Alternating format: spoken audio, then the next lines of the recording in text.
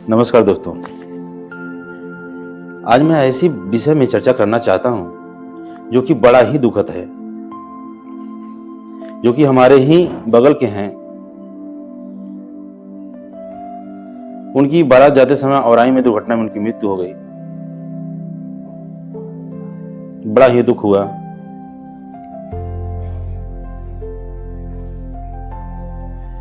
और सबसे बड़ा दुख की बात है कि उनके पास कोई बीमा नहीं था। उनकी 2 छोटी बच्चियां, 2 छोटे बच्चे और बूढ़े माँ बाप और पत्नी है,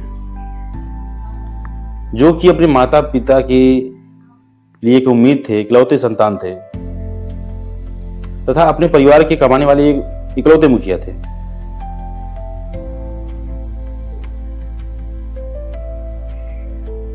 जिनसे हमने कई बार बीमा के बारे में जिक्र किया कि सारा काम कर रहे हैं आप, कुछ थोड़ा थोड़ा बचा के कम से कम बीमा जरूर करवा लीजिए। लेकिन वो कहते जितेंद्र भाई अभी पैसा बच नहीं रहा है, अभी करवाना है,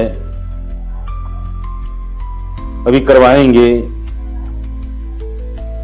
कई बार जिक्र करने के बाद यही हमेशा कहते रहते थे। लेकिन उनके साथ इतनी दुखद घटना हो गई कि अब पछताने के सिवा कुछ भी नहीं है। अब उनके परिवार का कोई इनकम स्रोत भी नहीं है, बूढ़े माँ बाप हैं। अब उनको बच्चे सहारा की जरूरत थी और बच्चा ही उनका चला गया। और अभी 4 बच्चे उनके हैं। अभी किसी की ना शादी हुई है, ना कोई ठीक से पढ़ाई हो पाई है।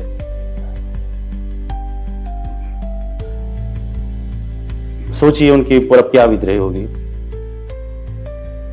इसलिए दोस्तों, लोग हमेशा बीमा को इग्नोर करके बाद में रखते हैं,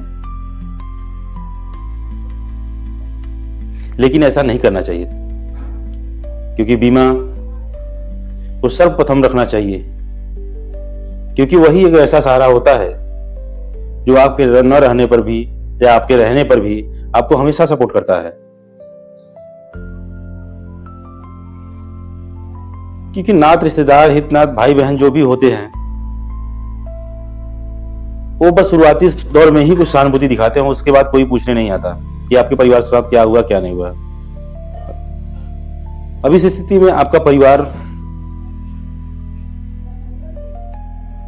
कई पीढ़ी पीछे चला जाएगा आर्थिक तौर पर, क्योंकि उनको संभलने में बहुत वक्त लगेगा। अब वो ऐसा स्ट्रगल करेंगे जैसा आपने जीवन में उनकी सोचा नहीं होगा।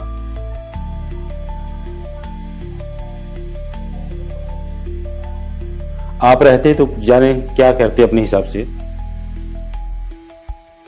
लेकिन दोस्तों, मैं आप लोगों को कहना चाहूंगा कि अपने जीवन में इतने ज्यादा खर्चे करते हैं आप लोग, जिसकी कोई आवश्यकता ना हो वो भी काम करते हैं, लेकिन बीमा के लिए हमेशा एकदम पीछे हो जाते हैं, जो कि ऐसा नहीं करना चाहिए।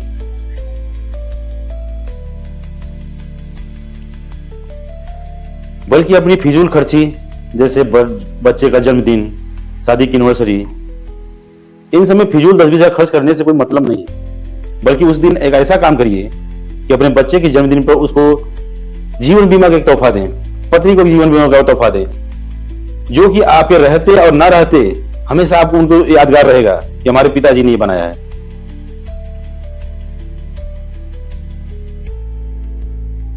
इसलिए दोस्तों, मैं आप लोगों से निवेदन करना चाहूंगा, ऐसा कभी ना करें, बीमा को टाल मटोल कभी ना करें कि आज करेंगे, कल करेंगे, परसों करेंगे। ये सब करते करते समय इतना बीत जाता है कि जब लोगों को मैच्योरिटी लेने का समय आता है, तब वो बीमा खोजने लगते हैं बीमा कराने के लिए। तो जब आपके लक्ष्यों को पूरा हो ही नहीं पाएगा तो क्या मतलब है ऐसे बीमा लेने का। इसलिए अपने लक्ष्य को पहले ही निर्धारित करिए कि बच्चे की शादी करनी है, बच्चे की पढ़ाई करनी है, माता पिता के लिए पेंशन की व्यवस्था करनी है, अपने लिए पेंशन की व्यवस्था करनी है, जिससे कि आप रहे ना रहे, लेकिन आपका बीमा हमेशा आपका सहयोग करे। आपको मजबूरी में किसी के साथ हाथ ना फैलाना पड़े, आपको परिवार को हाथ ना फैलाना पड़े। बीमा यही सपोर्ट करता है कि जीते जी आपको किसी का हाथ सामने हाथ नहीं फैलाने देगा, क्योंकि आप छोटी छोटी बचत से एक अच्छी खासी रकम व्यवस्था कर सकते हैं, जो कि आपकी आने वाली जिम्मेदारियों को समय समय पर पूरा करता रहेगा।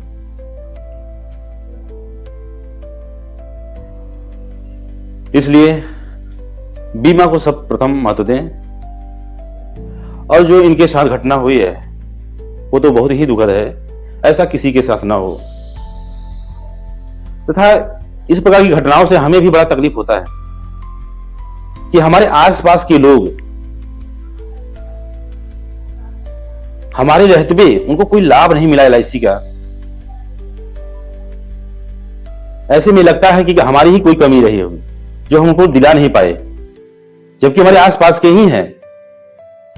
हम दूर दूर के लोगों का बीमा करते हैं, लेकिन पास के लोगों को बार बार कहने पर वो ज्यादा ध्यान नहीं देते हैं। इसलिए बीमा को इग्नोर न करें और हमेशा प्रथम स्थान पर रखें।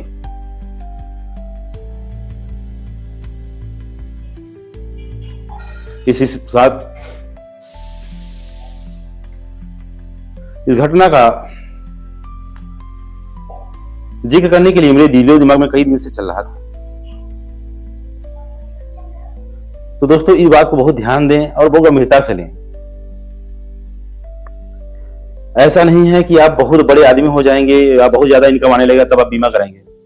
आप जितने में हैं, जितना इनकम है उसी के हिसाब से ही बीमा करवाइए। अगर आप महीने का 1000 रुपए ही बचा सकते हैं तो 1000 रुपए ही बचाइए, लेकिन कराइए जरूर।